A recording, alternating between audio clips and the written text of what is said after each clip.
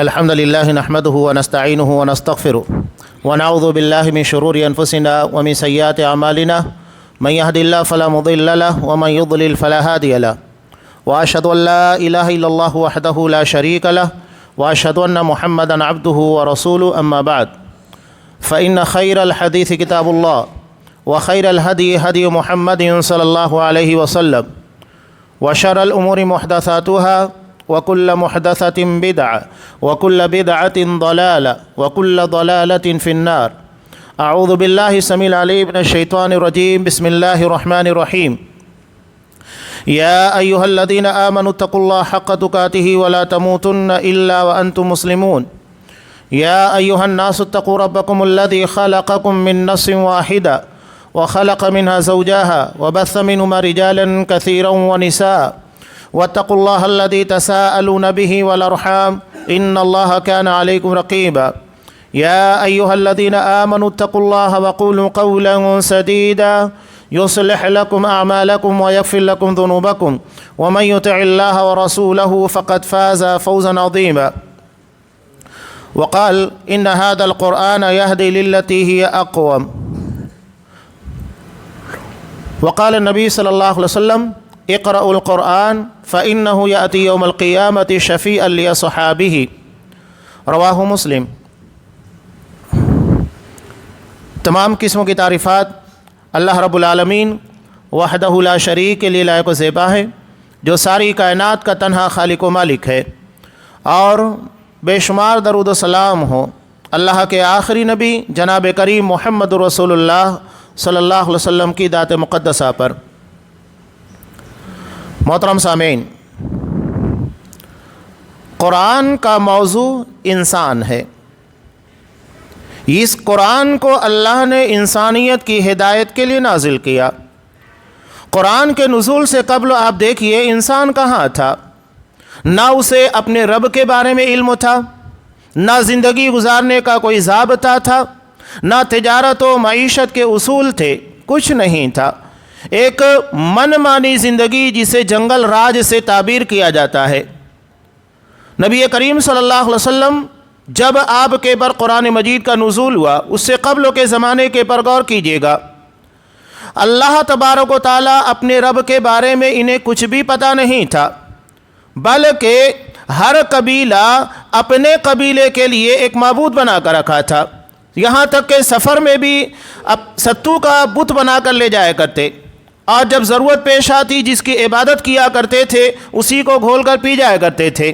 یہ حالت تھی. انسان بڑا عجیب و غریب ہے.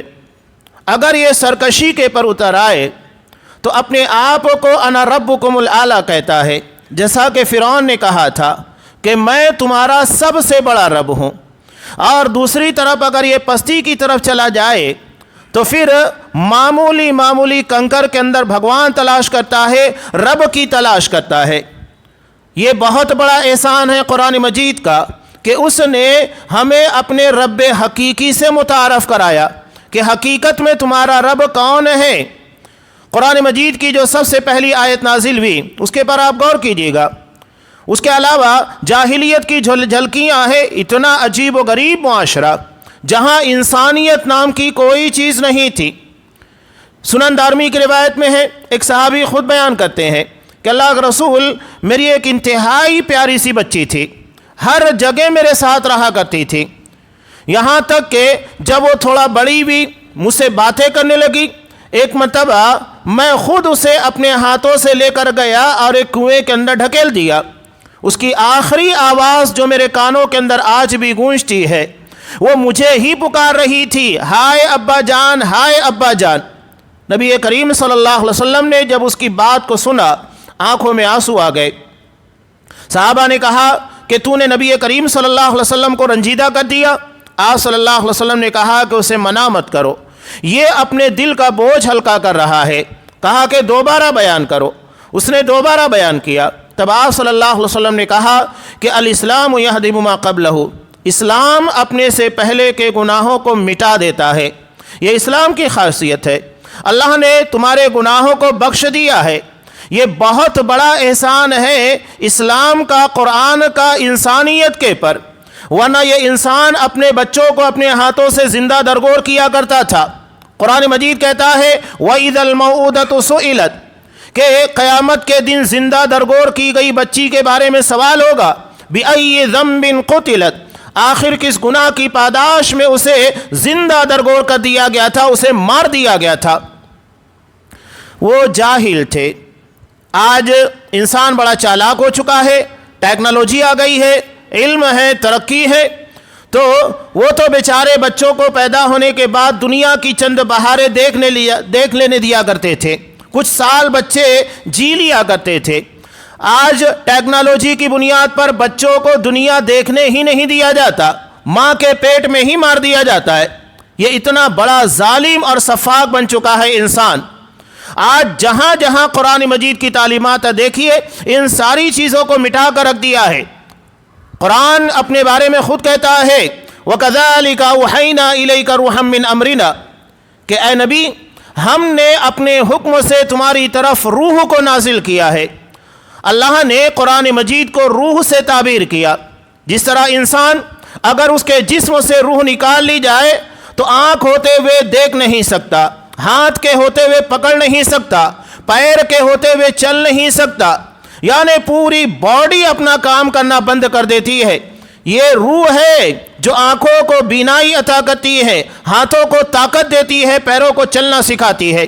یہی معاملہ قرآن مجید کا ہے کہ قرآن جس فرد کے اندر داخل ہوگا اسے زندہ کر دے گا، زندگی عطا کرے گا۔ جس قوم میں، جس سماج میں، جس معاشرے کے اندر یہ داخل ہوگا وہاں پر اپنے اثرات چھوڑے گا، یہ لازمی چیز ہے۔ اب آئیے قرآن مجید کی اس وحی کے پر جو سب سے پہلے آپ صلی اللہ علیہ وسلم کے پر نازل ہوئی۔ 5 آیات تھی۔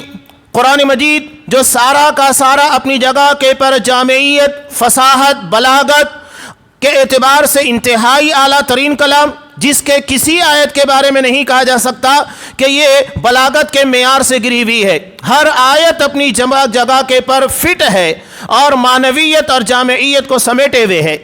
اللہ نے جو سورہ علق کی آیتیں نازل کی، اللہ کہتا ہے اقرأ بسم ربک، اپنے رب کے نام کے ساتھ پڑھو۔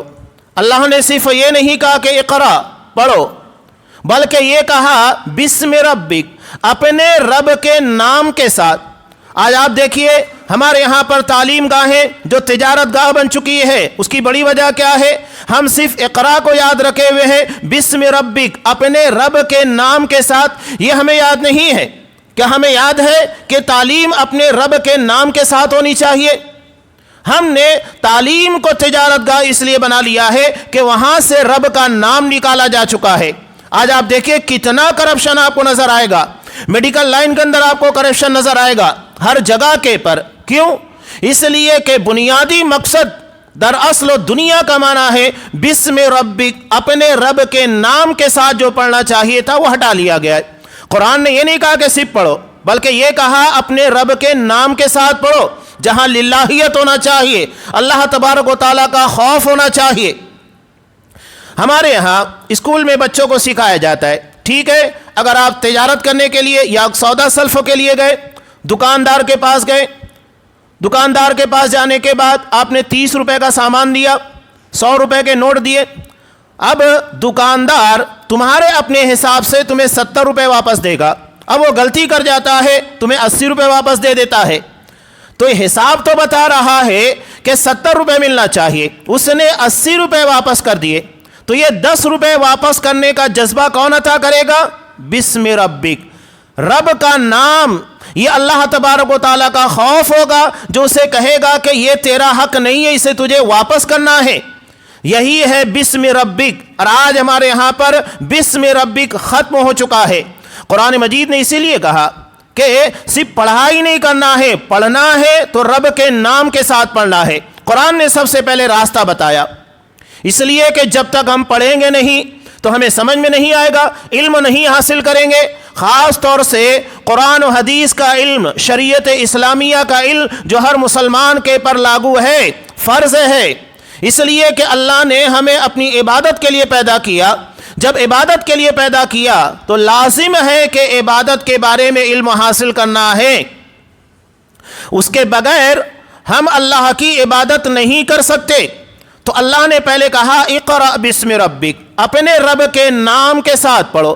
یہاں رب کا تذکرہ اس لیے کیا کہ اللہ کی ربوبیت کی یہ ذمہ داری ہے، فریضہ ہے کہ جب اس نے انسانوں کو روئے زمین کے پر بھیجا تو بھیجنے کے ساتھ زندگی گزارنے کا ضابطہ بھی بتائے۔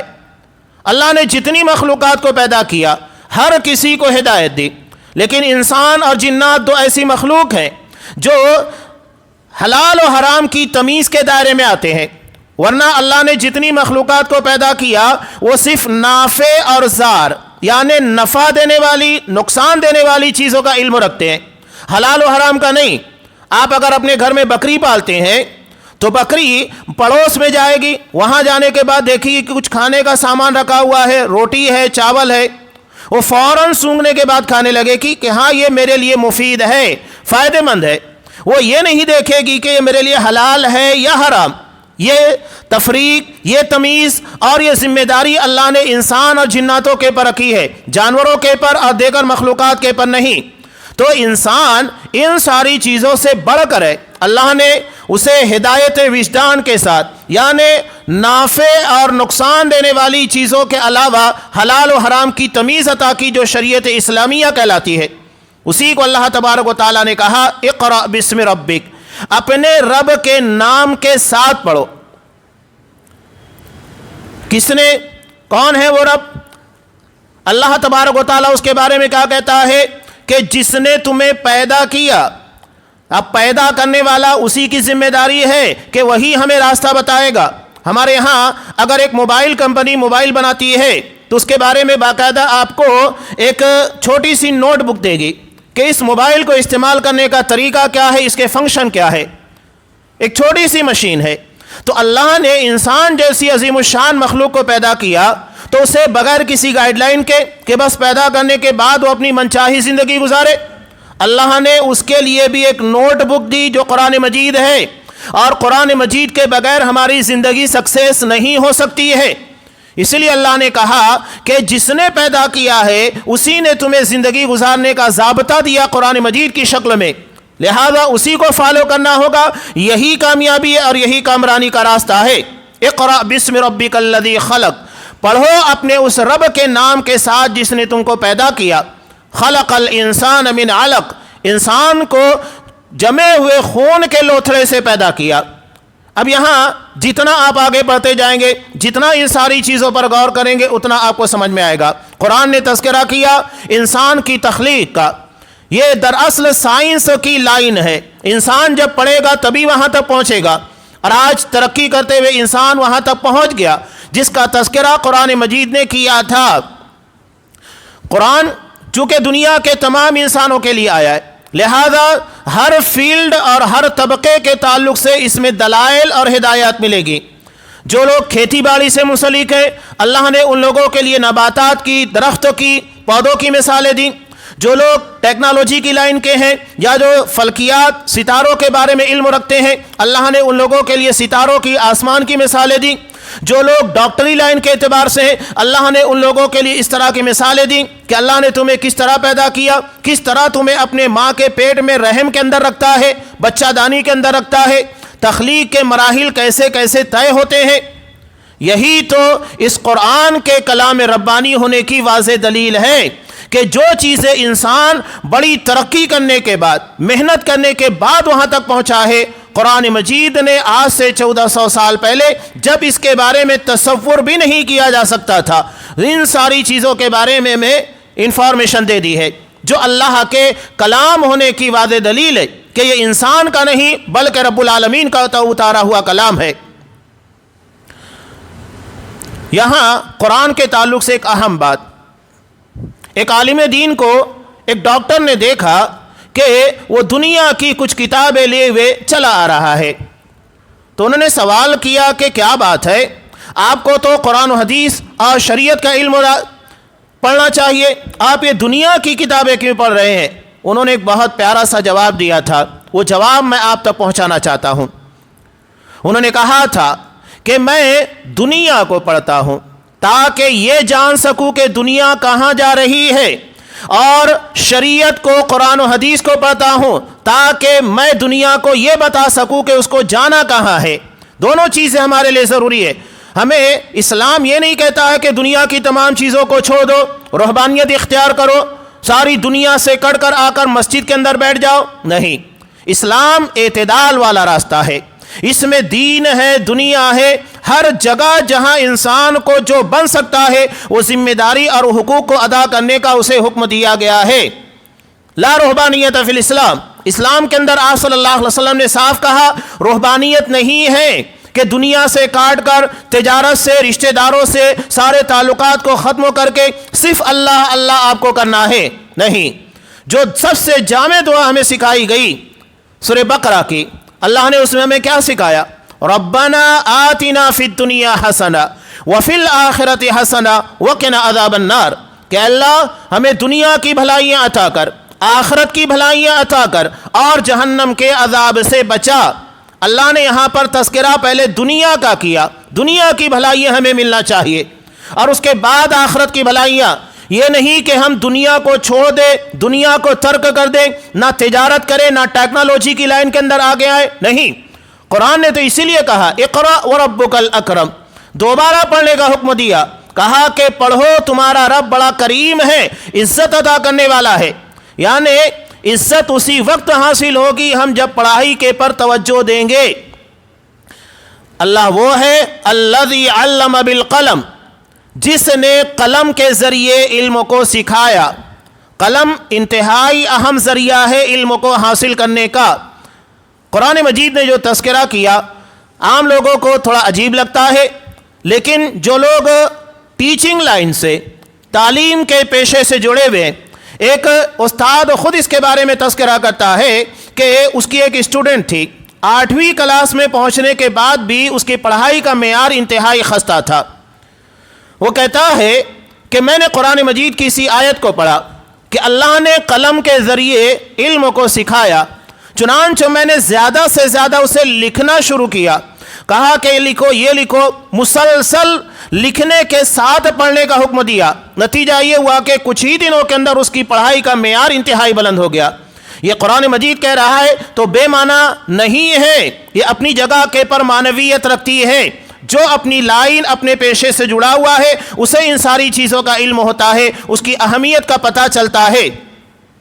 تو یہ قرآن مجید۔ اب یہاں اس ضمن میں ایک واقعہ یاد آتا ہے۔ سعودی عرب سے اپنی کمپنی کے لیے ایک شیخ آئے ہوئے تھے، میں اسی تناظر کے اندر بیان کر رہا ہوں کہ قرآن کے اثرات انسانی زندگی کے پر کیسے پڑنا چاہیے۔ ہم قرآن سے علیحدہ ہو کر اپنی زندگی نہیں گزار سکتے۔ تو آنے کے بعد انہوں نے اپنی کمپنی کے لیے انجینئرز کی تلاش تھی۔ جب انٹرویو کے لیے آئے تو انہوں نے کہا کہ اونلی مسلم، میں صرف مسلمانوں کو لینا چاہتا ہوں۔ جتنے نان مسلم تھے وہاں سے انٹرویو کے لیے چلے گئے۔ اب وہاں انہوں نے انٹرویو کے لیے جس انجینئر کو اپنے پاس بلایا، بلانے کے بعد کسی سے آیت الکرسی، کسی سے التحیات، یعنی نماز کی جو دعائیں ہوتی ہیں، کچھ صورتیں ہوتی ہیں، ان ساری چیزوں کے بارے میں سوال کیا۔ لوگ حیران ہو گئے۔ جن لوگوں نے سوال کا صحیح جواب دیا انہیں پاس کر دیا، اور جنہوں نے جواب نہیں دیا انہیں فیل کر دیا۔ جب لوگوں کو اس بات کے بارے میں تعجب ہوا تب انہوں نے کہا کہ دیکھو، اگر مجھے صرف انجینئرز کی تلاش ہوتی تو یہاں نان مسلم تھے انہیں بھی لے جاتا، لیکن مجھے مسلم انجینئرز کی تلاش ہے، اس لیے میں نے تم سے تمہارے دین سے متعلق جڑی ہوئی باتیں پہلے پوچھیں، اور جو اپنے دین سے جڑا ہوا ہے حقیقت میں وہی سب سے بہتر ہوتا ہے۔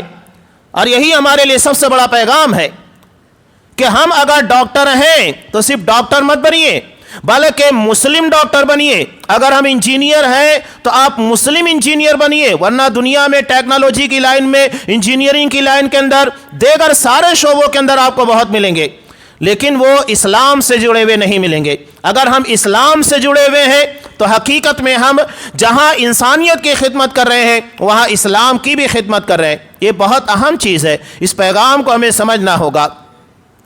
قرآن دیکھیے، قرآن مجید سب سے پہلے جو راستہ بنایا تعلیم کے بعد جب لوگوں کو بات سمجھ میں آنے لگتی ہے، اس لیے کہ قرآن نے جو احکامات دیے وہ انسان کے نفس کے پر بڑا گرا گزرتا ہے۔ لیکن قرآن نے اس چیز کو کیسے آسان بنایا؟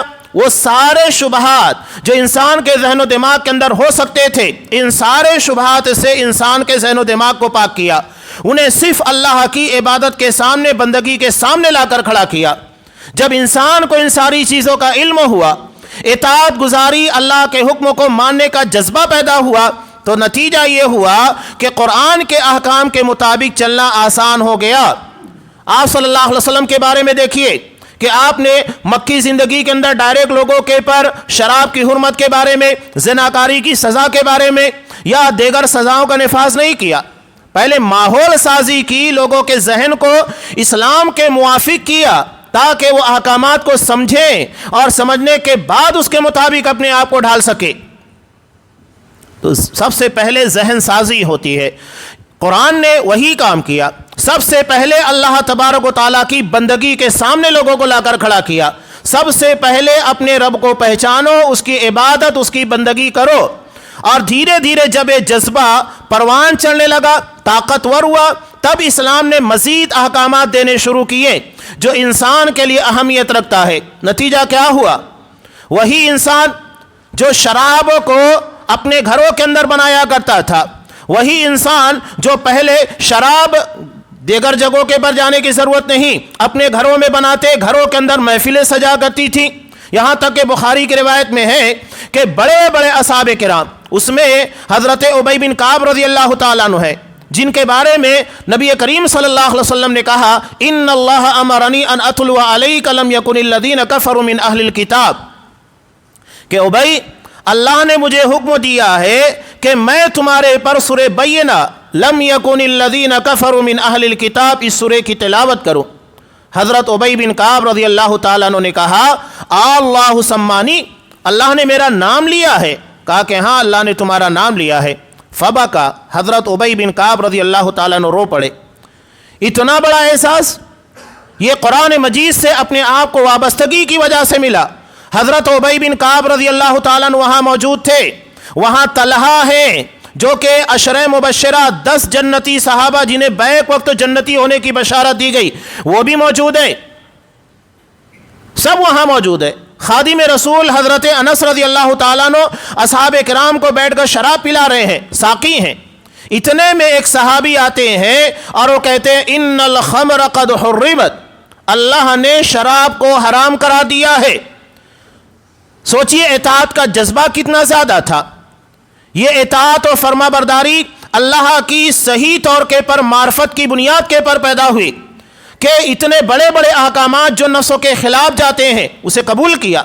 نتیجہ کیا ہوا؟ اپنے ہونٹوں سے لگی ہوئی شراب کو چھوڑ دیا۔ یہ صرف ہمیں لگتا ہے کہ افسانہ ہے، یہ حقیقت ہے۔ یہ جذبہ ان لوگوں کے دلوں کے اندر اللہ تبارک و تعالیٰ کی محبت کی بنیاد پر پیدا ہوا۔ جتنی محبت ہوگی اللہ تبارک و تعالیٰ سے، اللہ کے رسول سے، دین سے، قرآن سے، اتنا زیادہ ہم اپنے آپ کو اسلام کے مطابق چلائیں گے، اور یہ محبت جتنی کم ہوگی اتنی نافرمانی اور اس قدر دین سے دوری ہمارے درمیان پائی جائے گی۔ ہمارے یہاں جو دین کے مطابق صحیح طور پر چلنے کا جذبہ نہیں پایا جاتا، اس کی بڑی وجہ یہ ہے کہ اللہ کی جو محبت ہونا چاہیے وہ محبت نہیں، اللہ کے رسول سے جیسی محبت کرنا چاہیے وہ محبت نہیں، قرآن کے ساتھ جیسی وابستگی ہونا چاہیے وہ وابستگی نہیں ہے۔ اگر یہ ہوتا تو اصحاب کرام کے پر قرآن نے جو اثرات چھوڑے وہی اثرات ہمارے پر مرتب ہوتے۔ صحابہ شرابی آسانی سے شراب کو نہیں ترک کرتا ہے۔ ایک حکم نازل ہوا قرآن مجید کا، نتیجہ کیا ہوا؟ سارے صحابہ نے اپنے گھروں کے اندر جو مٹکے رکھے ہوئے تھے اسے توڑ کر بہا دیا۔ یہ جذبہ تھا۔ یہ جذبہ کب پیدا ہوا؟ اللہ اور دین سے محبت کے نتیجے میں۔ اگر یہ محبت نہیں ہوتی تو انسان کرنے کے لیے تیار نہیں ہوتا۔ ایک اور واقعہ، قرآن انسانی زندگی کے پر کتنا گہرا اثر چھوڑتا ہے۔ ہمارے یہاں جو تجارت کرنے والے لوگ ہیں، تاجر ہیں، یہ دیکھتے ہیں موقع کا فائدہ اٹھانا، زیادہ سے زیادہ ہم کیسے فائدہ اٹھا سکتے ہیں، مہنگی سے مہنگی قیمتوں میں چیزوں کو کیسے بیچ سکتے ہیں۔ کبھی حالات ایسے بن جاتے ہیں کہ کچھ چیزوں کی قیمتیں بڑھ جاتی ہیں تو ہم کیسے اس کا فائدہ اٹھائیں، دشکال ہے، قحط سالی ہے یا دیگر مواقع کے پر۔ حضرت عثمان غنی رضی اللہ تعالیٰ عنہ کے زمانے میں مدینہ کے اندر قحط سالی پڑی. قحط سالی پڑنے کے بعد حضرت عثمان غنی رضی اللہ تعالیٰ عنہ کا قافلہ ساز و سامان سے لدا ہوا مدینہ کی سرحد کے پر آ گیا. قحط سالی کا زمانہ ہے، مال کی کمی ہے، شارٹیج ہے، لہذا بڑے بڑے تاجر وہاں پہنچ گئے کہ ہم اسے خرید لیں گے تاکہ مہنگی سے مہنگی قیمتوں کے اندر سامان کو بیچا جا سکے، اور جا کر قیمتیں لگانے لگے. حضرت عثمان غنی رضی اللہ تعالیٰ عنہ نے کہا مجھے دینے والا اس سے کہیں زیادہ دے رہا ہے. آخر کار سارے تاجرین وہاں جمع تھے. ان لوگوں نے کہا کہ مدینہ کے سارے تاجر یہاں پر جمع ہیں، آخر تمہیں کون ہے جو ہم سے بڑھ کر قیمت دے رہا ہے؟ تب حضرت عثمان غنی رضی اللہ تعالیٰ عنہ نے کہا کہ مجھے میرا اللہ تم لوگوں سے کہیں زیادہ بڑھ کر دے رہا ہے، اور تم لوگ گواہ رہو میں نے اپنے قافلے کو اس کے ساز و سامان اور اونٹوں سمیت مدینہ کے ضرورت مندوں کے پر صدقہ کر دیا ہے، اس امید کے پر کہ اللہ تبارک و تعالیٰ اس کا اجر مجھے دے گا. یہ ہے قرآن کے اثرات انسانی زندگی کے پر. وہ دنیا نہیں آخرت کی جانب زیادہ توجہ دیتا ہے. یہاں تک کہ دمشق کے اندر جو بازار سجا کرتا تھا یہ اثرات تھے انسانی زندگی کے پر. ہم یہ چاہتے ہیں کہ زیادہ سے زیادہ کسٹمر ہماری طرف آئے، کیسے دوسرے کسٹمر کو توڑا جا سکے. یہ دنیا داری ہے، دینداری نہیں ہے. بلکہ دمشق کے بازار میں جب لوگ تجارت کے لیے بیٹھا کرتے تھے، ایک شخص کے پاس اگر کچھ کسٹمر آ جاتے اور وہ دیکھتا کہ دوسرے شخصوں کے پاس کسٹمر نہیں گئے ہیں تو یہ کہتا کہ میرے پاس کافی کچھ مال بک چکا ہے، ایک کام کرو میرا بھائی فلاں جگہ بیٹھا ہوا ہے اس کے پاس چلے جاؤ، ابھی اس کا سامان بکا نہیں ہے. اپنے کسٹمر کو، گراہکوں کو کنورٹ کیا کرتے تھے. یہ ہے اصل دینداری. ہمیں دنیا کی جتنی تعلیمات ہیں یہ صرف اپنی دنیا سنوارنے یا دوسروں کے حق کو مارنے یا دوسروں کو کیسے توڑا جا سکے، اس کی تجارت، اس کی معیشت کو کیسے کمزور کیا جا سکے یہ سکھاتا ہے. محبت نہیں سکھاتا، انسانیت نہیں سکھاتا. یہ قرآن کے اثرات انسانی زندگی کے پر تھے. آسان کام نہیں ہے، یہ ہم صرف پڑھ رہے ہیں، لیکن قرآن پڑھنے کے ساتھ جب تک کہ ہماری عملی زندگی کے اندر نہیں آئے گا اپنا اثر نہیں دکھائے گا. آج مسلمانوں کے لیے اس قدر ذلت اور رسوائی کیوں ہے؟ حقیقت یہ ہے کہ ہم نے قرآن مجید کا حق نہیں ادا کیا. نہ ہم قرآن مجید کو روزانہ پڑھتے ہیں، نہ قرآن مجید کے پر غور و فکر کرتے ہیں جیسا کہ غور و فکر کرنا چاہیے، اور پھر اس کے مطابق جو عمل ہونا چاہیے وہ عمل نہیں کرتے. یہ بہت افسوسناک بات ہے. آج ہمارے ہاں اخبار کے لیے روزانہ انتظار ہوتا ہے. جیسے ہی صبح اٹھیں گے انتظار ہوتا ہے کہ نیوز آنے والی ہے، یعنی دنیا کی خبروں کے بارے میں ہم منتظر ہوتے ہیں دوسروں کے بارے میں جو خبریں آتی ہیں. اس قدر ہمیں توجہ ہوتی ہے اور اس کے بارے میں انتظار ہوتا ہے. اللہ تبارک و تعالیٰ نے کتاب جس کا موضوع ہی انسان ہے یہ ہمارے لیے نازل کی گئی ہے. اللہ نے اس کو ہمارے لیے اتارا ہے. اس کے بارے میں ہم کتنا غور و فکر کرتے ہیں؟ یہ بہت بڑا پیغام ہے.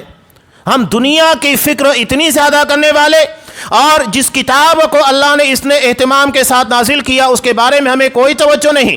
آج ہمارے سامنے سینکڑوں کا مجمع ہے.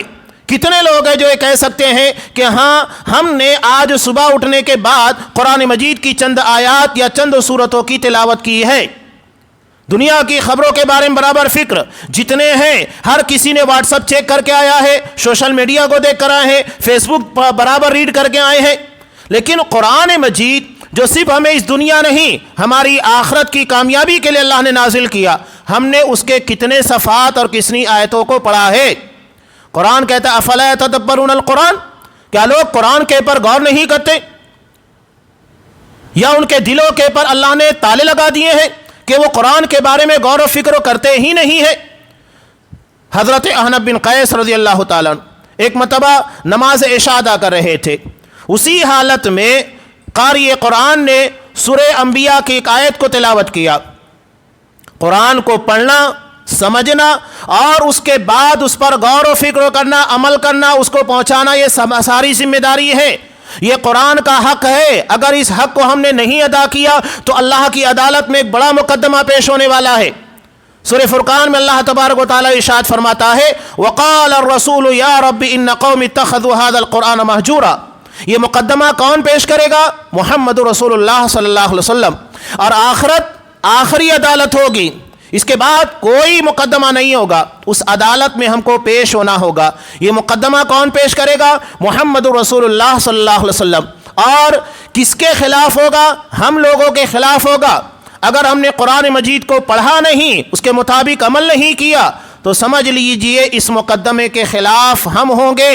اور یہ مقدمہ کرنے والے محمد رسول اللہ صلی اللہ علیہ وسلم، بتائیے ہمارے اندر اتنی طاقت ہے کہ یہ مقدمہ، یہ کیس ہم جیت جائیں؟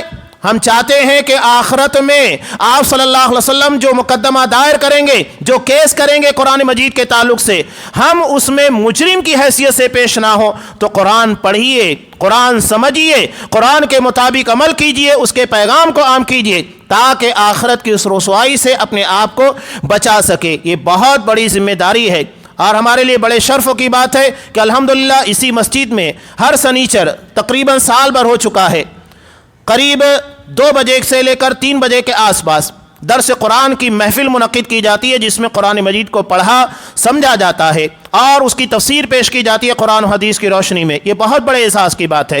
تو ہم چاہتے ہیں کہ اللہ ہمیں دنیا اور آخرت کی عزت عطا کرے، رسوائیوں سے محفوظ رکھے، اس کے لیے ہمیں قرآن سے وابستہ ہونا ہوگا۔ یہ ہمارے لیے روح ہے، اس روح کے بغیر ہم زندگی نہیں گزار سکتے ہیں۔ اللہ تبارک و تعالیٰ سے دعا ہے کہ پروردگار ہمیں اس قرآن کو روزانہ تلاوت کرنے کی توفیق دے، قرآن مجید کے معنی اور مفاہیم کو سمجھنے کی توفیق عنایت فرما۔ قرآن جو تعلیم لے کر آیا ہے، جو احکام لے کر آیا ہے، اسے اپنی عملی زندگی کے اندر نافذ کرنے کی توفیق دے، تاکہ ہم قرآنی مسلمان بن سکے، جو قرآن کے کہے کے مطابق چلنے والے، قرآن کے منع کرنے سے رک جانے والے بن جائے۔ جب تک دنیا میں رکھ، اسلام کے پر رکھ اور ہمارا خاتمہ ایمان کے پر فرما، آمین۔ بارک اللہ لنا ولکم فی القرآن العظیم ونفعنی وإیاکم بالآیات والذکر الحکیم، انہ تعالی جواد کریم ملک بر رحیم۔